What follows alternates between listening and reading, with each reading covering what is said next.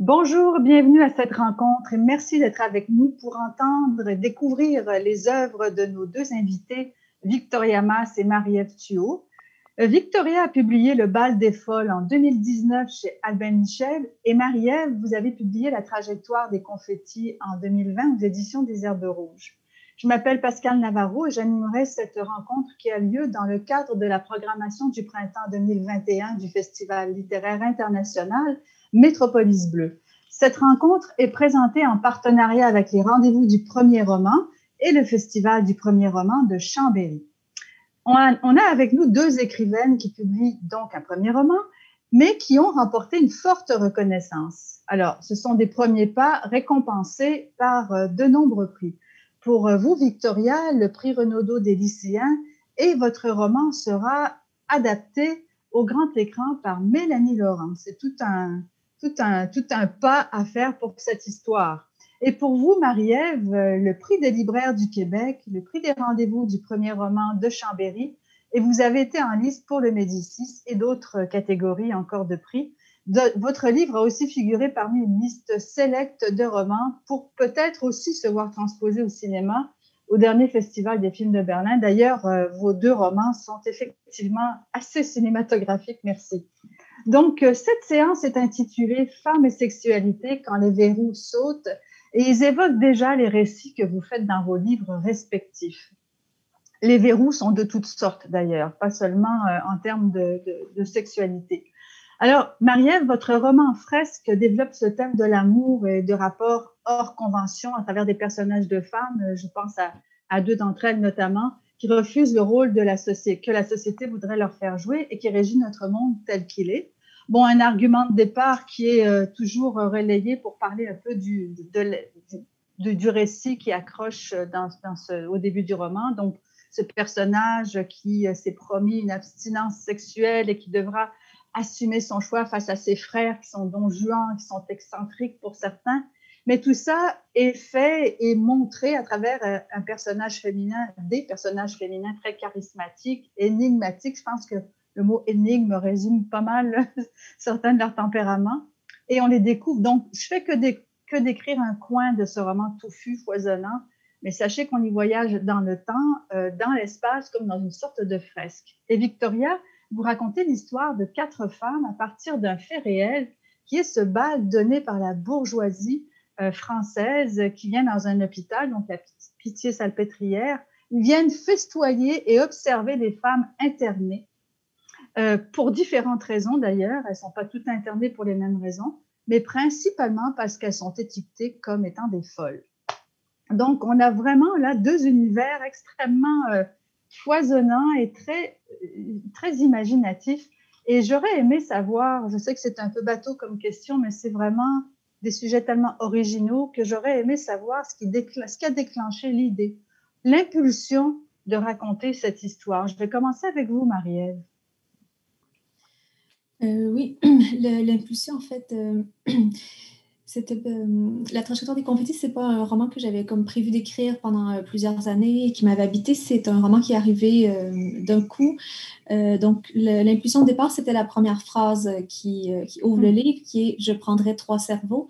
Donc, j'avais eu cette idée-là une journée et c'est ça. L'idée, c'était donc d'ouvrir une scène sur cette phrase qu'on ne sait pas exactement ce que ça signifie. Et ça m'avait trotté en tête. Comment? Je dis non, en effet, c'est intriguant. Je ne sais pas, c'est vraiment apparu comme ça. Et puis, donc, c'est ça. J'ai commencé à écrire la première scène sans trop savoir si ça allait être un roman ou une nouvelle.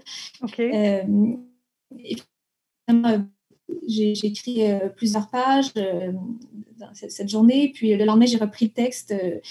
Je trouve ça bien parti. Donc, j'ai ajouté d'autres personnages. Et ça m'a pris peut-être quand même 3-4 jours avant de comprendre que j'étais en train de commencer un nouveau roman.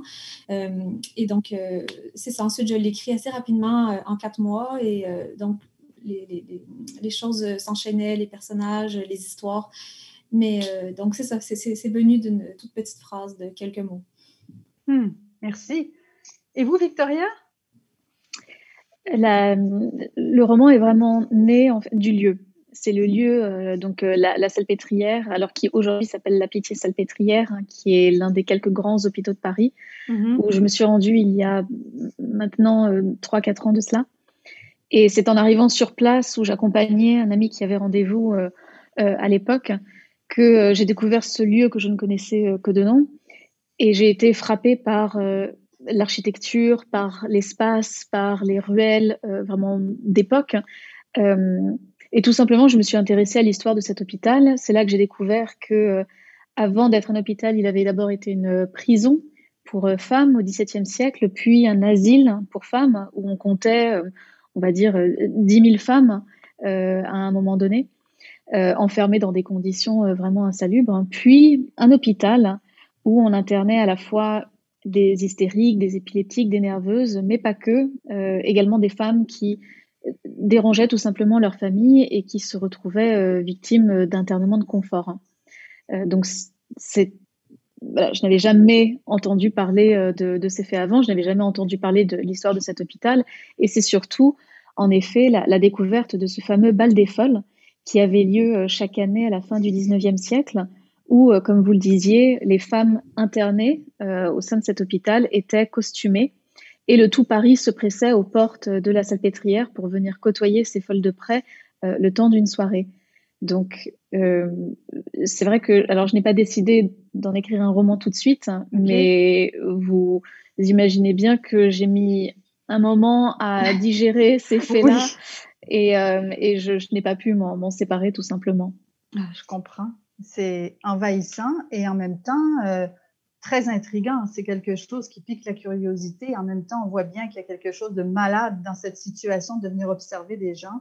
Donc, c'est vraiment...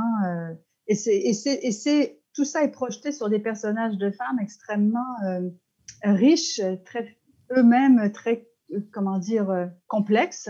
Marie-Ève, est-ce que vous pourriez nous raconter un petit peu comment vous avez construit vos personnages féminins? Dans votre cas, en tout cas, ils ont vraiment une psychologie extrêmement dramaturgique, si on peut dire, parce qu'il y a tout un développement et tout un monde, une mythologie même derrière leur construction et derrière leur parcours, leur profil. Comment est-ce que vous les avez construits?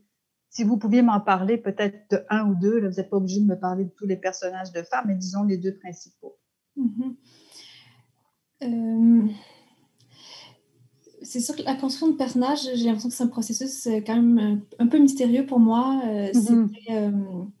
Ça venait assez spontanément, l'écriture. Mais je dirais que c'est un roman qui fonctionne quand même par opposition, donc par exploration de thèmes. Donc, les thèmes qu'on explore, bon, évidemment, c'est la sexualité, le couple, la famille, les relations hommes-femmes, le féminisme, aussi la procréation, les enfants. Et donc, les personnages féminins, disons, que j'ai construits permettaient d'explorer différentes facettes de ces thèmes. Donc, avec Charlie, c'est un des personnages féminins là, qui ressort quand même du livre. Elle est en couple ouvert avec Zach. Donc, il y a Clara, elle va avoir une relation amoureuse avec son neveu. Ils ont seulement 5 ans de différence, mais leur lien familial va poser problème. On va rencontrer Rosalie, qui, elle, est... en fait, elle ne croit plus en l'amour, donc elle a uniquement des relations, disons, basées sur l'amitié ou la sexualité. Et donc, je pense que les personnages se développaient un peu, donc pour peut-être pas en opposition, mais pour explorer, disons, c'est ça, plusieurs facettes de ces thèmes. Incarner certains points de vue qui pouvaient, en tout cas, qui tous défient l'ordre établi. De toute façon, tous les personnages et même les propos, c'est vraiment... de remettre en question les codes sociaux autour de la sexualité et de l'association qu'on fait entre l'amour et la sexualité. L'amour conjugal tel que prescrit et connu à travers le monde, ou presque, en tout cas dans nos sociétés, vous le mettez vraiment, pas au pilori, mais disons qu'il est défié par des personnages. Il y en a quand même qui y croient encore, hein, mais c'est vraiment quelque chose qui est fondamentale. Et même aussi, en fait, c'est difficile parce que j'essaye de pas trop en dire pour pas que les gens, c'est un peu le défi là, quand on fait ce genre d'entrevue, mais on voudrait que les gens découvrent ça. Mais vous avez parlé de Charlie, qui est un personnage très libre et non conventionnel. Il y a aussi le personnage d'une autre fille dont je ne dirai pas le nom puisque elle a beaucoup de noms et c'est aussi, ça fait partie c'est développé de façon romanesque, vraiment dans votre roman, et qui, elle, a aussi une vision de l'amour, mais de la sexualité très ambivalente, parce qu'à la fois, on voit qu'elle essaye de défier, elle aussi, les codes établis, mais quelque part, elle y succombe aussi. Il y a comme une contradiction. Ce que vous dites sur les contradictions, les personnages le vivent presque eux-mêmes aussi. Allez-y. Oui, mais c'est un roman qui se déploie dans le temps aussi, qui couvre plusieurs décennies. Donc, évidemment, les personnages, comme ce personnage-là, on la rencontre à plusieurs phases. Dans 2 décennies au moins. Donc, oui, il y a une évolution qui se produit. Et Victoria, quand vous abordez des personnages, bon, votre personnage principal, c'est à travers elle qu'on suit l'histoire du bal des folles. Vous la placez dans un milieu extrêmement conventionnel aussi, on pourrait dire, bourgeois, évidemment. Est-ce que c'est un personnage dont vous vous êtes inspiré dans la réalité? Avez-vous été voir quelques portraits et vous dire peut-être je pourrais la construire comme ça, ou c'est un personnage qui a vraiment existé? Non, tous les personnages sont fictifs, excepté évidemment les personnages historiques de Charcot, de Jane Avril, etc.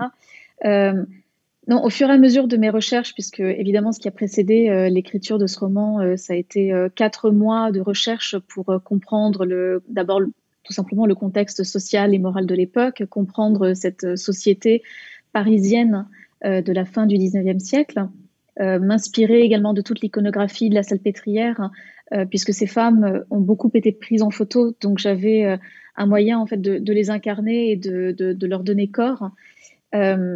Après, il était clair pour moi qu'il fallait que je n'allais pas suivre l'histoire du seul point de vue d'une patiente et que j'allais avoir, on va dire, 4 archétypes féminins qui représenteraient une femme de l'époque. Donc, on a Louise qui est internée, qui fait référence évidemment au personnage d'Augustine, même la femme qui était Augustine, qui était une fameuse patiente du docteur Charcot. Oui. L'intendante du secteur des hystériques qui fait le lien entre l'extérieur et l'intérieur, entre les femmes dites folles et les gens dits sains. Excusez-moi de vous interrompre à ce sujet. Est-ce que ce type de personnage existait vraiment? Ce type de fonction existait?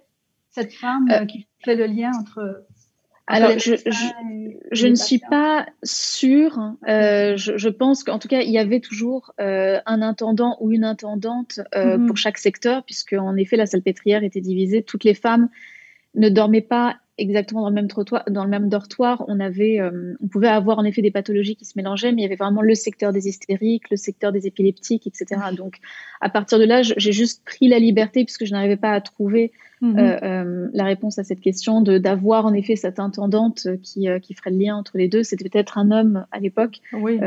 J'ai pris la liberté que ce soit une femme, puisqu'au niveau narratif, ça m'arrangeait. Oui. Voilà. Et quant au personnage d'Eugénie, c'était l'idée d'avoir une femme qui arrive de l'extérieur, qui a entendu parler de la salpêtrière, puisque c'est un petit peu la menace qui pèse au-dessus des têtes de toutes les femmes de Paris, et qui va se retrouver, qui va passer de sa vie normale, on va dire, à l'hôpital. Mais c'est vrai que au sein de sa propre vie, au sein de sa propre famille, elle est déjà dans une sorte de carcan très défini, très conventionnelle, puisqu'elle vient d'une famille bourgeoise, une fille de notaire, dont la seule fonction et dont le seul but dans la vie est de devenir l'épouse d'un autre notaire, en effet. Ce à quoi elle se refuse. Et voilà, entre la famille ou l'hôpital, c'est vrai qu'on a deux prisons, on va dire, qui sont différentes, mais dans lesquelles les femmes ne peuvent pas s'émanciper. Donc la clé, ou du moins l'idée, c'est de trouver où peuvent-elles trouver leur propre choix.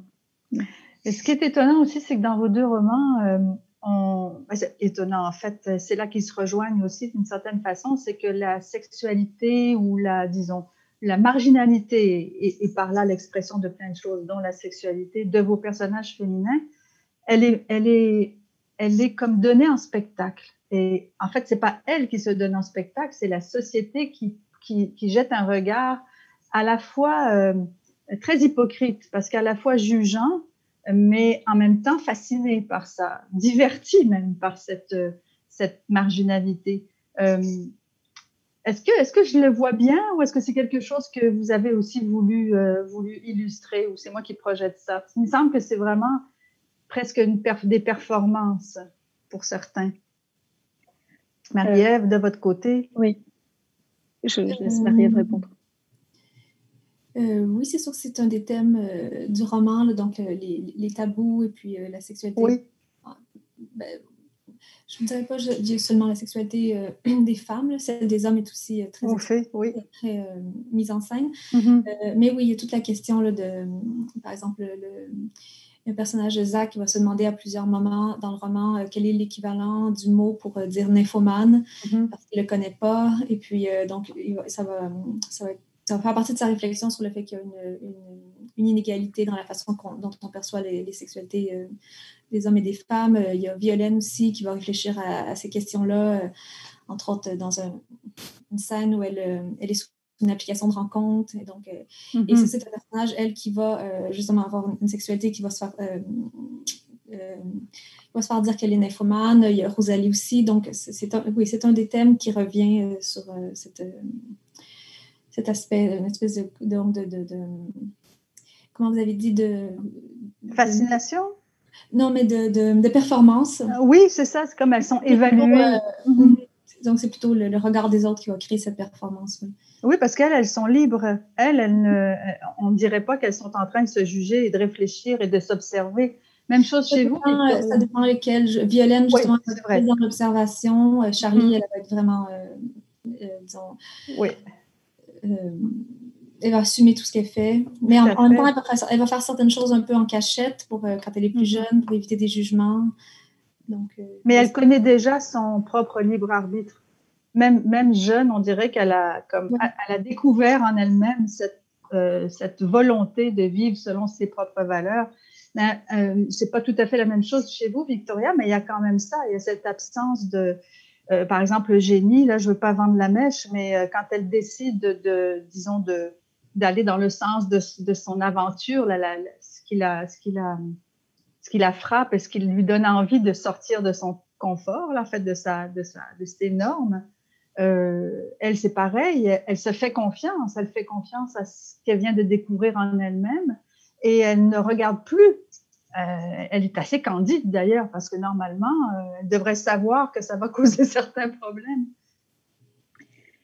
Oui, je pense que c'était intéressant au niveau narratif d'avoir en effet un personnage qui découvre la clé de sortie, ou qui se découvre véritablement elle-même et qui trouve sa voie, ce qu'on cherche tous, et qui, à partir du moment où elle s'est confiée à une seule personne, se retrouve punie tout simplement pour avoir décidé d'être elle-même. Vous parliez d'une mise en scène tout à l'heure. En effet, à cette époque, il y avait une mise en scène du corps de la femme et de la sexualité de la femme. Je pense notamment au cours public du docteur Charcot, puisqu'on avait un parterre de vraiment 300-400 personnes qui venaient assister à ces séances d'hypnose. Néanmoins, dans ce public-là, on n'avait pas que des médecins, on n'avait pas que des scientifiques, on avait aussi des journalistes, des bourgeois, des artistes. Et les femmes qui étaient mises en scène, puisque c'était vraiment l'idée de les amener sur une estrade et d'avoir un public qui les regarde, n'arrivait. Voilà, on les mettait dans un état de conscience, de vulnérabilité, et l'ironie là-dedans, c'est que la seule façon pour les hommes, du coup, de contrôler le corps des femmes, c'était de les mettre sous hypnose. Bon, ça, je trouve qu'il y a une ironie assez parlante là-dedans. Mais je pense que, de façon plus générale, et vous l'avez également évoqué, je pense que la sexualité masculine ne pouvait pas s'exprimer aussi bien non plus. Je pense que de toute façon, c'était vraiment le fait de cette société-là, la façon qu'elle avait de fonctionner, qui oppressait les mentalités, qui oppressait les morales. Il y avait un sens très très fort de la morale à l'époque aussi et de la façon de se tenir en public. Et là, les hommes voilà, la seule façon qu'ils avaient aussi, je pense que ce rapport en fait de vouloir enfermer les femmes, mais en même temps de vouloir venir les observer, dénote aussi d'une sexualité masculine qui est dysfonctionnelle et qui ne peut pas, qui n'est pas saine, et donc la sexualité des femmes ne peut pas l'être non plus. Donc je pense que c'était ni au final la faute des femmes ni la faute des hommes, mais ce système-là qui oppressait les deux sexes. En fait, aussi, l'époque que vous décrivez, c'est un moment de l'histoire où la science a énormément d'importance et toutes les découvertes techniques et technologiques. Vous avez mis en couverture, je ne sais pas si c'est vous qui l'avez décidé, mais c'est Louise Fuller, je crois, la page couverture. Enfin, oui, c'est une danseuse, oui.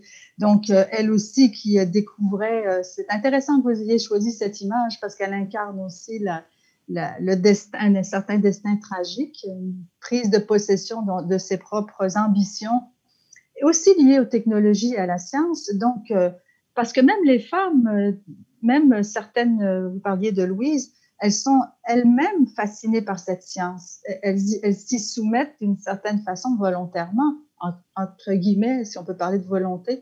Donc, il y a même de leur part à elles une certaine curiosité. Est-ce que vous diriez ça aussi? Je pense que ce serait plus large que ça encore. Je pense que les femmes n'avaient même pas l'opportunité en fait de se poser la question. De toute façon, elles n'avaient pas le temps de mettre des mots ou de conscientiser même la notion de sexualité, la notion de liberté, la notion de consentement. Les femmes, on est vraiment en plus à une époque, ça c'est important de le préciser, où la notion de psychiatrie et de psychologie et de trauma n'existe pas du tout. Freud était l'élève de Charcot, c'est lui qui après a mené en effet à fonder la psychanalyse et la psychiatrie telle qu'on la connaît aujourd'hui. Mais à l'époque, c'était la neurologie. Donc Charcot, qui a évidemment été à la source de très grands travaux là-dessus.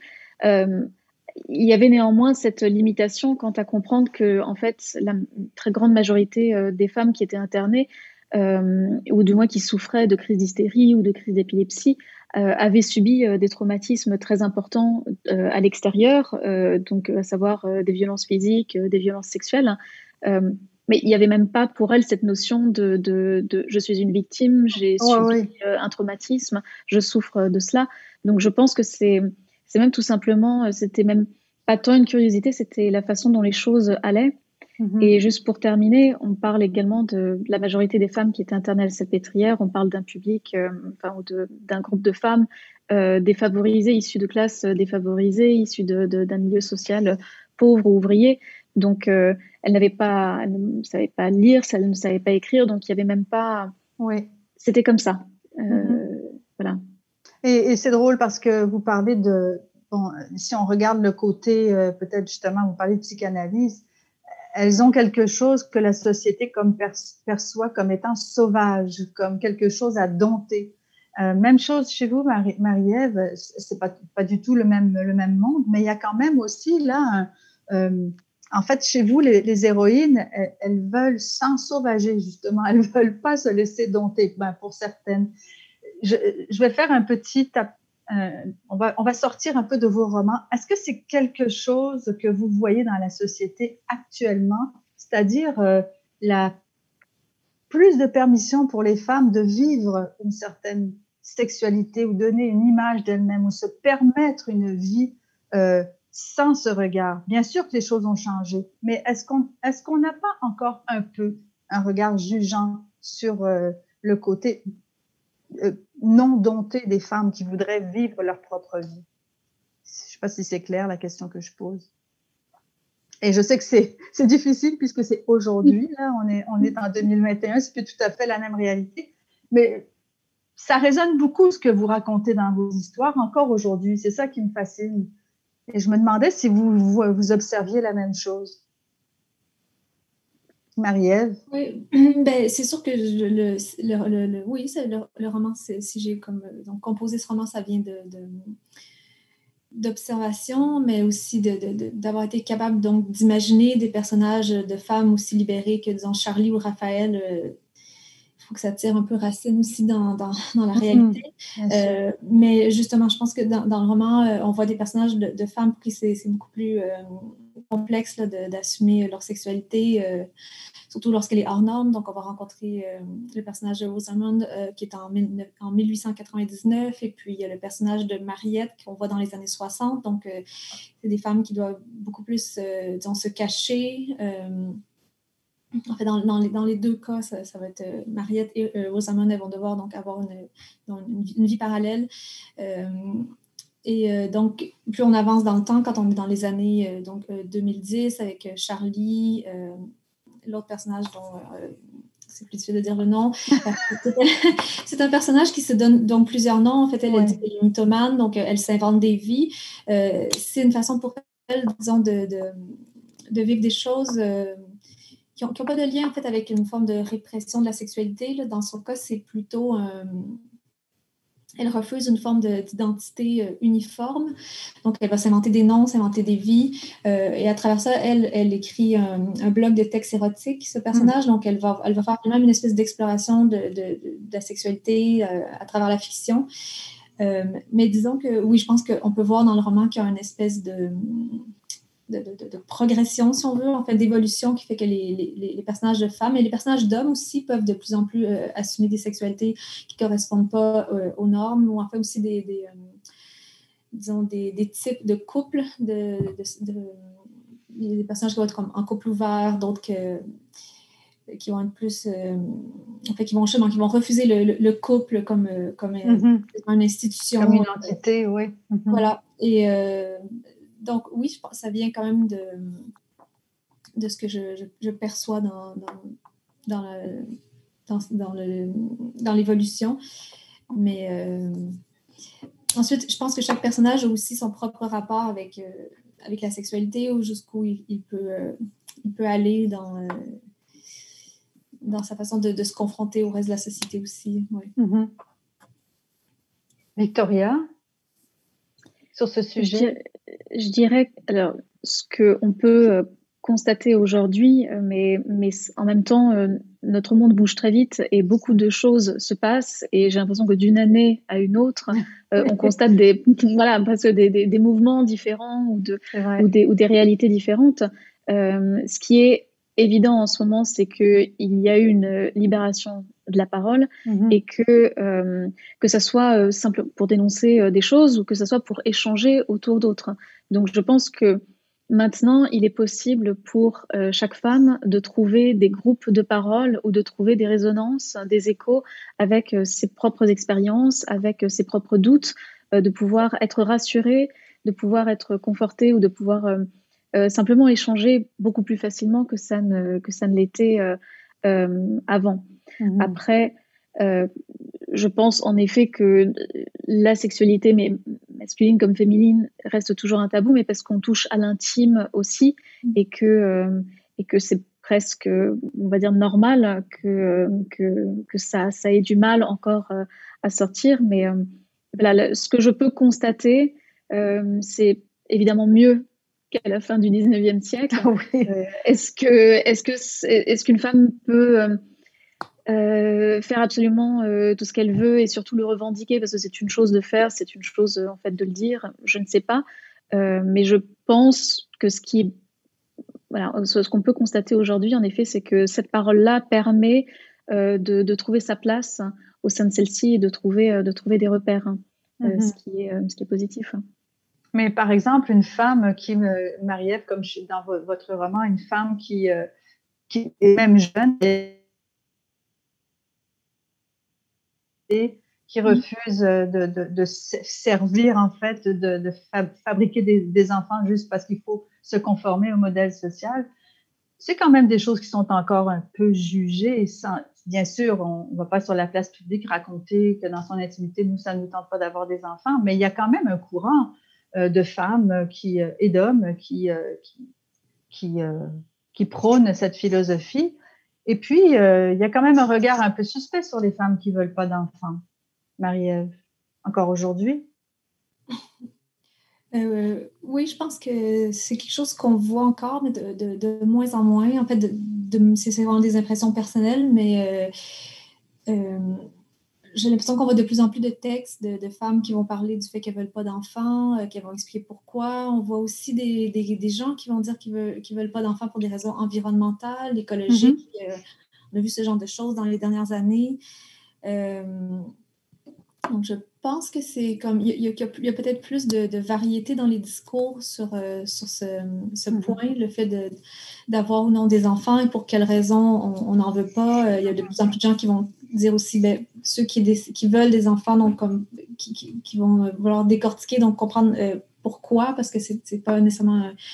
C'est un désir qui est plus nécessairement pris pour acquis, là, comme aussi. Donc, qu'est-ce qui motive le fait de vouloir d'avoir des enfants à notre époque? Et puis, je pense qu'il y a plus de discussions sur ce sujet-là qu'avant. Enfin, dans les années 80, quand j'étais 80-90, quand j'étais enfant, je me souviens que quand je croisais des gens qui n'avaient pas d'enfants, en tant qu'enfant, c'était une des premières questions que je me demandais. Comment se fait-il qu'ils n'ont pas d'enfants? Qu'est-ce que c'est? Donc, j'ai grandi dans vraiment un univers où c'était plus rare. Ça m'apparaissait presque comme une anormalité. Étrange, oui. Étrange. Et j'ai l'impression que c'est peut-être moins... mais peut-être aussi parce que je ne suis plus enfant. Je ne sais pas. Mais Victoria, vous avez parlé de la libération de la parole dans les dernières années. Ça fait peut-être aussi partie des avancées qui ont permis qu'aujourd'hui, plusieurs modèles de femmes, en fait, tous les modèles de femmes peuvent coexister sans que ce soit toujours une menace sur son intégrité et que, oui, on peut être une femme de toutes sortes de manières. Il n'y a pas qu'une seule façon d'être une femme. Des fois, on a l'impression que le modèle est encore très fort.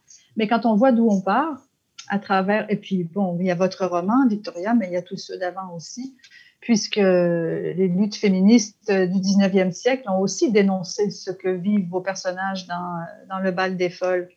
Donc, c'est quand même quelque chose de...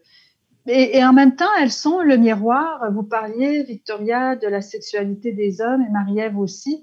Eux aussi ont des incertitudes. Eux aussi ne veulent pas correspondre au modèle. Donc, enfin, surtout dans votre roman, Marie-Ève, je dirais que c'est un peu plus fort.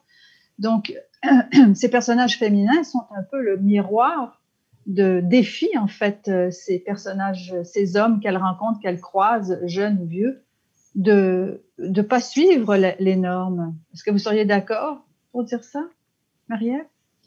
Oui, mais en fait, il y a aussi les découvertes ou les développements de certains éléments au 20e siècle qui a changé énormément c'est sûr. La narration. Donc, il y a ça, j'en parle dans le roman, donc la médicalisation de l'avortement, le développement, la légalisation des moyens de contraception, une certaine banalisation du divorce aussi. Donc, tout ça, ça a participé de venir énormément changer disons, ce que pouvait être la sexualité, autant pour les hommes que pour les femmes. Victoria, vous parliez tout à l'heure du fait que les femmes de l'époque de l'époque que vous décrivez, n'avaient pas nécessairement les connaissances pour prendre conscience de ce qu'elles vivaient au point de vue de la situation dans laquelle on les avait mises. Mais pourtant, il y a un personnage, le fameux personnage de ce lien qui fait le lien entre l'extérieur et l'intérieur. Elle s'en rend compte. Alors, elle détient un certain savoir qui, finalement, va lui permettre de... Diriez-vous plus que c'est le savoir ou l'empathie au fil des années qui va lui donner cette prise de conscience? Je pense que le personnage de Geneviève a refoulé son empathie dès ses premiers pas en tant qu'infirmière, puisque je raconte qu'il y a eu cet incident à ses débuts avec une patiente qui lui a fait vraiment verrouiller tout sentiment d'empathie et d'affection ou de tendresse envers les femmes qu'elle soigne. Elle a connaissance de tout ça, mais il faut bien choisir son camp à un moment, et le camp qui permet de survivre, c'est le camp de la science, c'est le camp des médecins, c'est le camp des hommes. Donc elle se range de ce côté-là sans une seule fois le remettre en question. C'est l'arrivée, en effet, et la rencontre avec Eugénie qui va permettre de la toucher dans sa fragilité la plus profonde, la plus enfouie, et qui en même temps n'est pas si enfouie que ça, puisque c'est une plaie qui est encore ouverte. Et c'est ce qui va faire que son regard va changer sur ces femmes, et qu'elle va s'en sentir proche au final. Je pense que ça passe aussi par cette scène de confrontation avec son propre père, où du coup il lui renvoie le même regard qu'elle a vu chez ses autres pères aussi. Tout à fait. Donc il y a tout un rapport sur l'idée que, en effet, on n'existe qu'au travers du regard de l'autre, qu'au travers du regard de ses parents, de sa famille, de la société, ce qui peut d'un côté être une bonne chose quand, par exemple, ce sont des gens bienveillants qui nous renvoient une bonne image de nous et qui, du coup, nous font évoluer, nous font grandir et nous font réfléchir sur nous-mêmes. C'est une moins bonne chose lorsqu'en effet, par exemple, dans le roman, le seul regard qui est posé sur ces femmes, c'est celui de folle ou d'aliénée. Donc, à partir du moment où on met cette étiquette-là sur quelqu'un, et c'est pour ça que les mots sont importants, c'est pour ça que le vocabulaire et le langage est essentiel dans la lutte contre les violences et contre les préjugés, contre les discriminations, c'est que cette étiquette-là qu'elles ont commence s'en défaire à partir du moment où on a tout un corps médical, où on a toute une société qui les appelle folles ou aliénées, c'est qu'elles le sont forcément. Donc voilà, et je pense que évidemment qu'on a évolué là-dessus et que on travaille encore aujourd'hui dessus, oui. Et en fait, autant la science se développait à vitesse grand V, parce que c'est vrai qu'il y a eu beaucoup de découvertes à cette époque-là, mais autant sur le plan de la psychologie ou de ce qu'on appellerait aujourd'hui l'intelligence émotionnelle, c'était moins que zéro. Parce que, et ajouter à ça, évidemment, les inégalités de système entre femmes et hommes. Donc, tout ça et les classes sociales, bon, enfin, tout ça se conjugue pour donner une situation où une femme qui ne suit pas la norme est de facto suspecte, et notamment dans les milieux bourgeois. Mais je veux dire, c'est clairement une illustration de tout ce qui n'est pas la norme. Et c'est assez fascinant. Dans vos deux romans, on a vraiment un discours sur... on finit les lectures en s'interrogeant sur à quel point la norme est lourde, à quel point la norme pèse sur... puis, Marie-Ève, vous avez des personnages aujourd'hui, dans le passé, dans le futur, et c'est toujours le même poids de la norme. C'est vraiment très frappant. Est-ce que vous avez réfléchi à ça quand vous écriviez, à vous poser cette question sur la marginalité? Par exemple, est-ce que c'est un piège quand on commence à écrire un roman et qu'on se dit on va parler de marginalité? Est-ce que c'est un piège d'aborder ce thème qui est si étouffant, si parfois stéréotypé, raconté partout? Comment vous faites, vous, pour aborder ce thème, Marie-Ève? De la marginalité? Oui, d'être toujours à côté de la norme.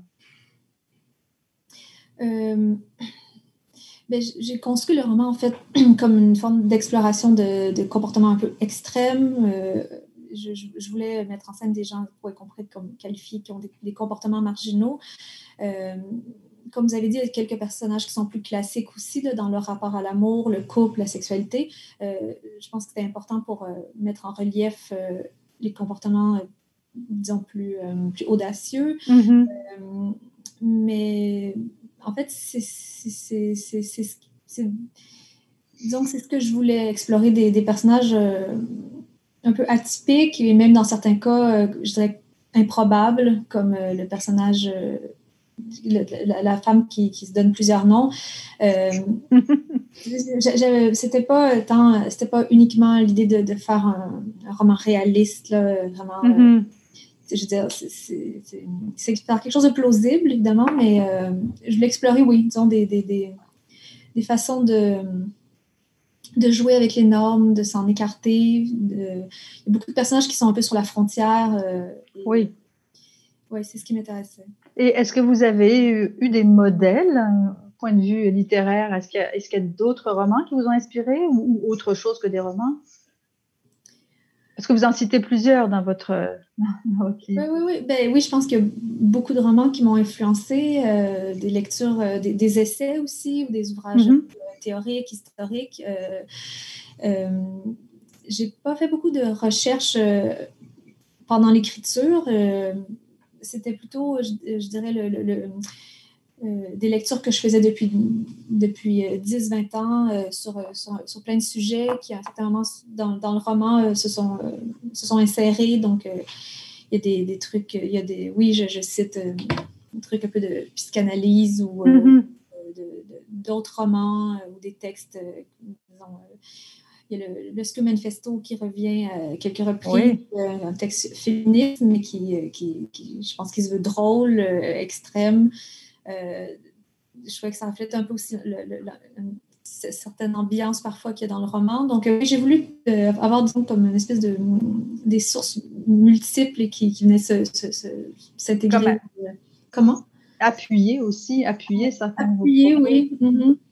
Donc, j'imagine que c'est un réseau d'influence que je démêlerais moi-même difficilement.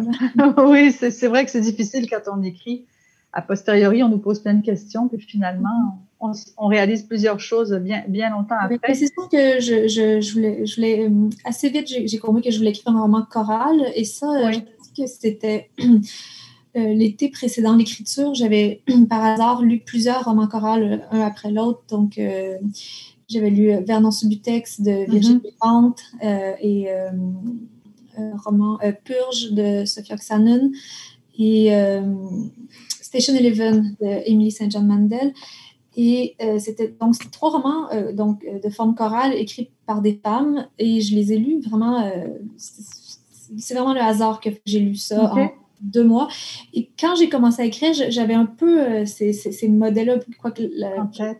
J'ai fait, je pense que j'ai fait c'est différent là, de la façon dont j'ai traité la forme chorale, et ces 3 romans-là le font chacun à leur façon très différente aussi. Mais oui, j'avais un peu en tête dans ces romans au niveau de la forme chorale, l'idée de mélanger plusieurs personnages. Oui. Victoria, au niveau justement du défi là, d'aborder un thème qui peut être facilement stéréotypé, par exemple, ou qui peut devenir assez cliché, j'imagine que ça a dû être une de vos attentions justement de se soucier de ça. Et puis après aussi, j'aimerais que vous me parliez de vos influences, s'il y en a, et si elles sont littéraires, peut-être qu'elles le sont. Absolument. Pour commencer, alors je n'ai pas commencé à écrire ce roman en ayant un thème en tête. Je pense que c'était un écueil. Le premier écueil, il y en avait d'autres que je voulais éviter. C'était ce premier écueil, c'était là. L'idée n'était pas de parler de la marginalité, mais était avant tout de parler de ces femmes. Et je pense que la construction du roman, et notamment le travail sur les personnages, s'est opéré de cette façon. C'est-à-dire que ce n'étaient pas les personnages qui allaient parler de ce thème-là, de la marginalité, mais c'était ces personnages, en étant vraiment incarnés de chair et d'os, qui allaient véhiculer la marginalité, la folie, l'empathie, la beauté, la liberté, voilà, tout ce que après les lecteurs allaient décider d'y trouver.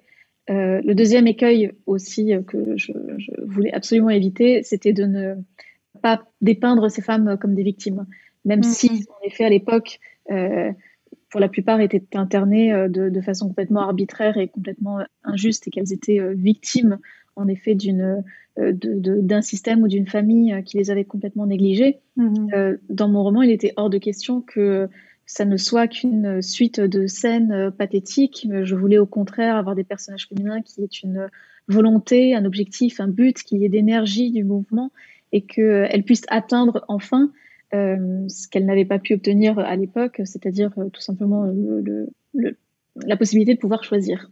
Voilà.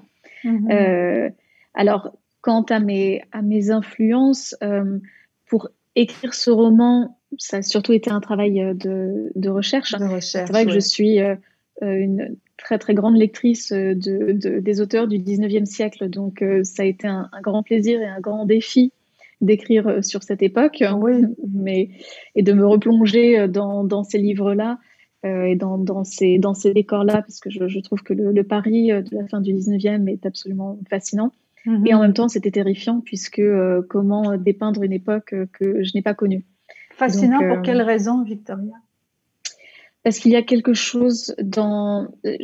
l'aspect visuel compte beaucoup pour moi, et en lisant les romans d'Émile Zola, en lisant les romans de Maupassant, en voyant ce Paris qui est fait de calèches et de hautes formes et de femmes corsetées, et de tous ces sons que j'entendais en lisant ces livres-là, et un Paris qu'on traversait en foulant les pavés et en ayant cette société qui, d'apparence, en effet, est très belle et très a atteint un niveau, en effet, d'architecture et de littérature et de science et d'art qui est presque à son paroxysme la fin du 19e et le début du 20e siècle à Paris.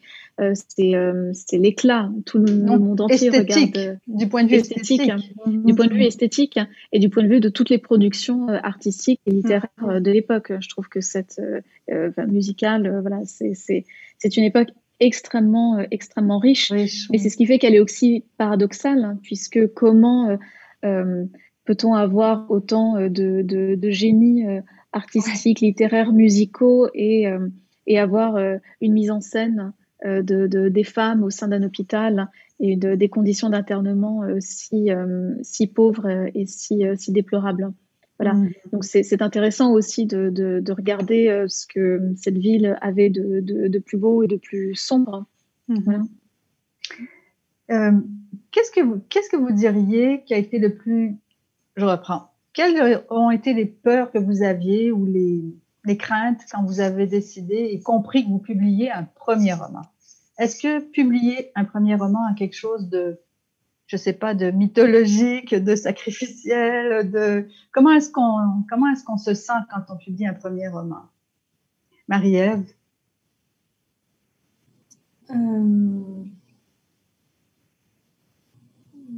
Il y avait évidemment la crainte que le roman passe inaperçu, parce qu'il y a vraiment il y a beaucoup de romans qui se publient, mais sinon je vois pas. Vous n'avez rien senti de négatif ou de peur? Non, j'étais plutôt... ça faisait donc... j'avais écrit le roman... le premier manuscrit, ça faisait donc plus de 2 ans. Ensuite, je l'avais révisé pendant 2 ans avec des éditeurs. Donc ça faisait 2 ans et demi que c'était donc en processus. Et moi, j'avais plutôt hâte de voir comment le roman allait être reçu. Et s'il allait réussir à sortir un peu et en fait à être reçu tout court, parce que c'est difficile à toucher un public, quoi. Donc, ouais, je pense que c'est ça. Mais j'avais pas de grande peur. Oui. C'était une création, apparemment, de la manière dont vous le racontez, quand même assez heureuse. Vous étiez contente. Vous étiez moi, j'ai eu vraiment beaucoup de plaisir à écrire ce roman. C'est la première version, donc je l'ai écrit pendant 4 mois et c'était des mois où j'écrivais de nombreuses heures par jour et j'étais dans un état assez créatif, inspiré, avec des moments d'euphorie, de voir le roman se construire. Et comme c'est pas un roman que j'avais donc qui n'avait pas mijoté dans ma tête pendant des années, où j'avais pas de plan non plus quand je l'écrivais, c'était très spontané. Donc pendant que j'écrivais, et peut-être que c'est comme ça pour tous les auteurs, là, mais j'étais surprise de où l'écriture me menait. Oui, c'est ça. Donc, j'avais eu beaucoup de plaisir à l'écrire. On m'a dit quelquefois que ça se reflétait aussi dans le texte et dans la lecture qu'on pouvait en faire. Oui, il y a une certaine jubilation dans la manière de raconter. Exactement, parce que justement, je voulais... c'est pas uniquement ça, mais il y a quand même une part qui raconte... moi, je dirais une sexualité qui a quelque chose d'assumer, de joyeux. Les personnages, par exemple, de Zach, de Charlie, aussi de Rosalie. Donc, c'était l'état d'esprit dans lequel je l'ai écrit. Et donc, quand le roman a été publié, c'était encore un peu l'état dans lequel vous étiez. Dans lequel j'étais. Victoria, comment c'était pour vous l'expérience d'un premier roman? Alors, moi, j'ai écrit d'autres manuscrits avant le Bal des Folles. Depuis mes 18 ans, l'idée, c'est du moins d'essayer d'être écrivain. Donc, je n'avais pas de plan de carrière, je travaillais à côté, mais pendant, on va dire, plus de 10 ans, 12 ans, j'ai envoyé mes manuscrits aux maisons d'édition qui ont été refusés parce qu'ils étaient mauvais. Donc, j'ai continué de travailler. Donc, c'est vrai que quand ça arrive et quand on vous dit oui, je n'y ai pas cru et je pensais qu'on allait changer d'avis. Une mauvaise lectrice, mauvais lecteur. Voilà, il y a quelque chose. Les étoiles ne pouvaient pas s'aligner d'une façon si parfaite. Donc, j'ai eu, on va dire, une forme de déni en fait au début. Et je pense que c'est à l'occasion du service presse en France, c'est-à-dire l'envoi, je ne sais pas si ça se passe comme ça aussi, mais où on envoie en effet le livre dédicacé aux journalistes, aux médias, où là j'ai eu très peur parce que j'ai pris conscience qu'en fait on allait vraiment lire le livre et que ça allait sortir de la maison d'édition. Et donc ça a été une terreur épouvantable. Ah oui. Voilà. Oui. Et comment vous vous sentez après? Oui, c'est ça. Après, ça s'est bien passé. Alors, parce qu'en fait, je me suis très vite rendu compte qu'en France, il y a un très grand intérêt pour les premiers romans et pour les nouvelles plumes et pour les nouveaux auteurs. Donc, on est accueillis vraiment avec une très grande sympathie de la part, que ce soit de la part des journalistes ou des autres auteurs et surtout aussi des lecteurs. Donc, c'est une expérience très plaisante et très agréable justement pour les jeunes auteurs, puisqu'on arrive à trouver une sorte de petite place malgré tout, puisqu'il y a cet intérêt pour des nouvelles voix. Évidemment, je vous pose la question un peu bateau, mais qu'on pose souvent aux auteurs qui ont écrit, autrices et qui ont écrit un premier roman. Est-ce que le deuxième est plus difficile? Est-ce que ça vous tente tout de suite de recommencer ou vous êtes terrorisé? Comment ça se passe? Marie-Ève? Non, moi je trouve que c'est plus facile en fait parce que donc la trajectoire des confettis, je l'ai révisée pendant 2 ans avec donc deux éditeurs et j'ai appris beaucoup donc pendant ce processus de révision donc c'est quelque chose que c'est des choses qui ont été acquises, donc peut-être je me suis débarrassée peut-être de mauvais plis ou des tics que je peux avoir dans l'écriture, c'est sûr, quand c'est un premier roman. Ouais, donc c'est ça. Donc non, je trouve que c'est même plus facile pour le deuxième. Oui. Ça vous a donné confiance? Oui, absolument, bien sûr. Et puis, c'est ça, quand on écrit un premier roman aussi, on ne sait pas si ça va être publié, donc il y a ce doute aussi. Là. Tandis que le deuxième, ben, là, on a déjà des contacts établis, donc c'est plus simple. Oui. Juste dernière question sur ce sujet. Est-ce que vous fonctionnez encore de la même façon que pour le premier, c'est-à-dire partir avec un flash et voir où ça va vous amener? Non, là, donc ça, je travaille sur un deuxième, mais j'ai eu plus d'idées là, qui ont ben, les idées viennent toujours un peu, c'est toujours étonnant d'où ça vient, là, le hasard fait des choses sur notre chemin, mais disons que c'est un roman pour lequel il va y avoir eu plus de recherches avant l'écriture. Oui.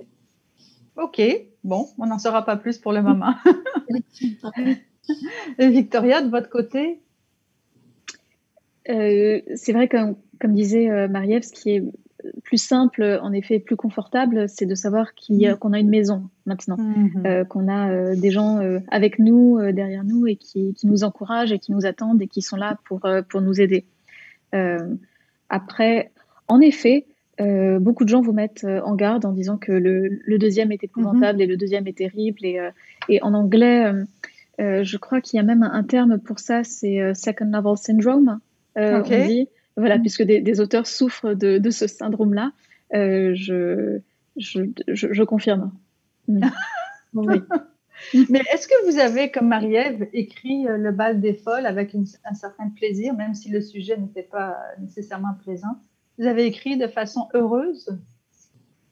Alors, je pense que c'était plus qu'heureuse, c'était je vais essayer de trouver le bon mot. Heureuse, oui, mais c'était J'ai écrit... Libérateur? C'était l'élan, en fait. C'était D'accord. un élan, voilà. Même si je l'avais évidemment travaillé, construit en amont, mais en repensant à ce processus d'écriture, c'était une écriture en élan. Donc avec tout ce que ça implique, c'est-à-dire peut-être une forme de nécessité, une forme d'urgence, d'intensité que je n'explique toujours pas, mais c'est l'élan. Plus que le bonheur ou le plaisir. Oui, Oui. le bonheur, c'est un peu connoté, mais en fait, une certaine libération. Est-ce que vous avez libéré quelque chose en écrivant sur ce livre? Je pense que par rapport au manuscrit précédent, j'avais enfin compris qu'il fallait que je cesse d'écrire sur moi et que je commence à écrire sur les autres. Et c'est là où l'écriture a entièrement changé et où j'ai en effet pris plus de plaisir à écrire sur ces femmes et à les imaginer et à essayer de raconter leur histoire aussi bien que possible que de parler moi. Donc m'éloigner de moi-même et aller vers les autres, c'est ça qui en effet a radicalement changé. Oui. Est-ce que vous êtes en train d'écrire un deuxième livre? Avez-vous commencé un deuxième livre? C'est en cours, absolument. Oui. Bon, on va vous souhaiter pas trop de syndrome du second roman. Merci. Essayons de faire que les choses restent calmes.